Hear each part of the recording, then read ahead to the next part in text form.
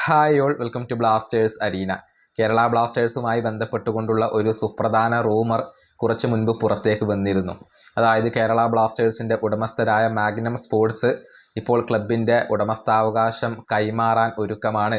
അതായത് ക്ലബിനെ വിൽക്കാൻ ഒരുക്കമാണ്. പലരും ഇപ്പോൾ താല്പര്യം പ്രകടിപ്പിച്ചിട്ടുണ്ട്.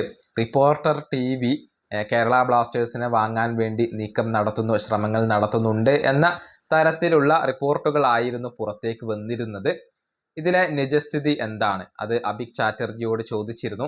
അതിൽ കാര്യമില്ല, അതെല്ലാം വെറും റൂമർ മാത്രമാണ്, അതിൽ കഴമ്പില്ല എന്നാണ് അഭിക് ചാറ്റർജി പറഞ്ഞിട്ടുള്ളത്.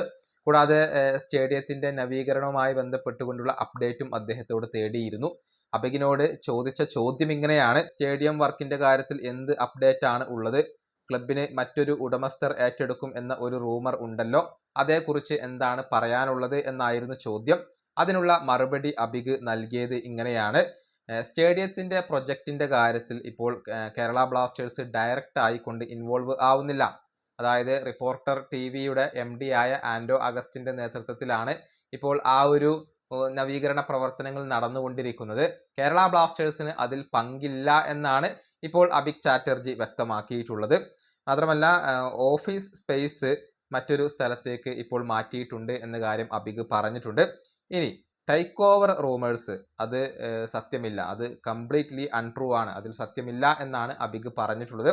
അത്തരത്തിലുള്ള റിപ്പോർട്ടുകളിൽ യാതൊരുവിധ കഴമ്പുമില്ല എന്ന കാര്യം അഭിക് ഇപ്പോൾ വ്യക്തമാക്കിയിട്ടുണ്ട്. അതായത് ക്ലബിൻ്റെ ഉടമസ്ഥാവകാശം ഇപ്പോൾ മാറുന്നില്ല, പുതിയ ഉടമസ്ഥർ വരില്ല. മാഗ്നം സ്പോർട്സ് തന്നെയാണ് കേരള ബ്ലാസ്റ്റേഴ്സിൻ്റെ ഉടമസ്ഥരായിക്കൊണ്ട് തുടരുക. സ്റ്റേഡിയത്തിൻ്റെ നവീകരണ പ്രവർത്തനങ്ങളിൽ കേരള ബ്ലാസ്റ്റേഴ്സിന് യാതൊരുവിധ പങ്കുമില്ല എന്നാണ് ക്ലബിൻ്റെ ചീഫ് എക്സിക്യൂട്ടീവ് ഓഫീസർ ഇപ്പോൾ അറിയിച്ചിട്ടുള്ളത്. ഈ വീഡിയോ അവസാനിപ്പിക്കുന്നു. അടുത്തൊരു വീണ്ടും കാണാം.